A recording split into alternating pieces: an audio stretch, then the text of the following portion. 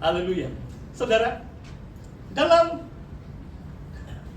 yang ketiga adalah pasangan suami istri yang bersatu hati. Kalau saudara baca bab ini, beberapa kali disebut Yusuf dan Maria. Tidak pernah dipisahkan. Ada saja Yusuf dan Maria. Sama-sama pergi Paskah. Sama-sama menyunat bayi Yesus. Sama-sama mempersembahkan Yesus di bait suci. 4 times in this chapter. Mencari dia pun dia katakan, bapakmu dan aku sangat cemas mencari engkau. Wah, luar biasa. Yesus saya rasa no childhood trauma. Karena ibu bapak dia saling mengasihi. Bertanggung jawab. Orang yang setia menurut hukum Tuhan. Wah, luar biasa. Ini dipertonjolkan dalam kitab suci. Bahwa Yusuf dan Maria adalah pasangan suami istri yang bersatu hati. Membesarkan Yesus dari kecil, kelahiran, sampai di sini 12 tahun. Sampai dalam asuhan mereka 30 tahun baru Yesus tampil sebagai Mesias, diurapi Roh Kudus, dibaptis dalam air di sungai Yordan oleh Yohanes Pembaptis, abang sepupunya. Baru dia memberitakan kerajaan surga. Yang keempat, saudara, yang menarik, tema kita malam hari ini adalah permulaan bab yang pertama. Zakaria sedang mempersembahkan kemayan di bait suci. Umat Tuhan sedang berdoa di bait suci. Yesus dipersembahkan di bait suci. Di sini Yesus sedang berdialog dengan tokoh-tokoh agama di bait suci, rumah Bapaknya. Saudara, mungkin sebab saya tidak ada pakai slide, takut melanggar ini copyright.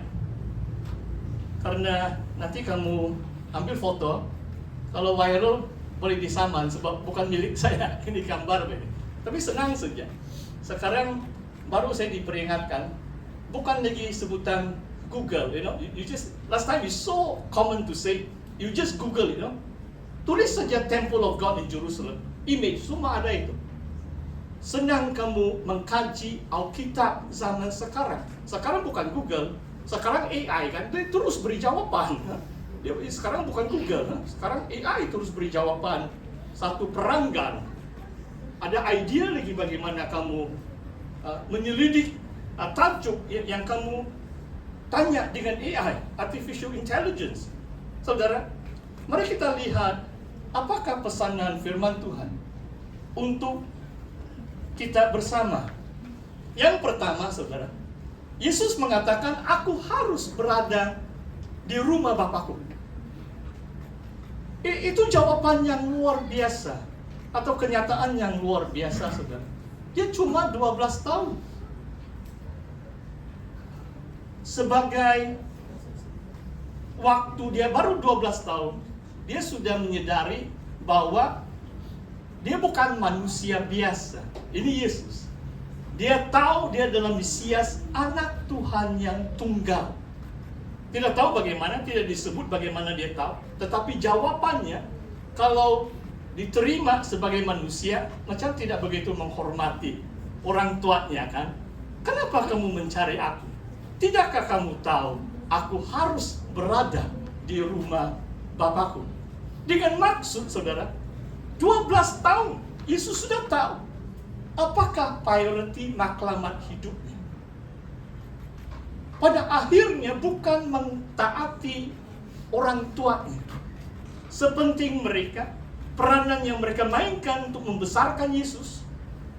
Tetapi pada akhirnya, tujuan misi Yesus adalah mentaati, melakukan kehendak Bapa, berurusan dengan perkara-perkara yang Tuhan Bapa di surga telah menentukan untuk anaknya yang tunggal. Terutama sekali, saudara, misinya menjadi juru selamat. Itulah sebabnya saudara dan saya duduk di sini. So kita orang percaya. Kita percaya kita diselamatkan oleh karya Yesus Kristus.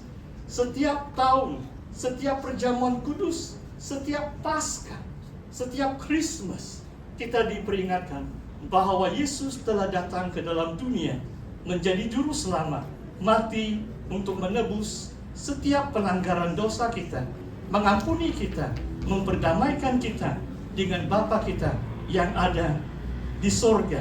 Saudara, pertanyaan sekarang di sini adalah 2 kali ayat 40 dan juga 52 mengatakan Yesus bertambah besar, bertambah hikmah.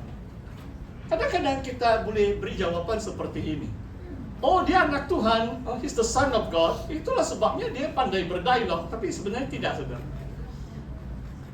Surat Filipi mengatakan Yesus waktu dia turun dari surga menjadi manusia, dia mengosongkan diri. Dia menjadi manusia sepenuhnya. Dia mengosongkan kemuliaan ilahinya. Dia bukan bersandar akan ketuhanannya. Kalau dia bersandarkan ke ketuhanan, tidak mungkin firman Tuhan mengatakan dia bertambah hikmah. Jadi persoalan di sini adalah dari kecil sampai 12 tahun, bagaimana Yesus belajar hukum Taurat? Saya mau beri 3 jawaban, saudara.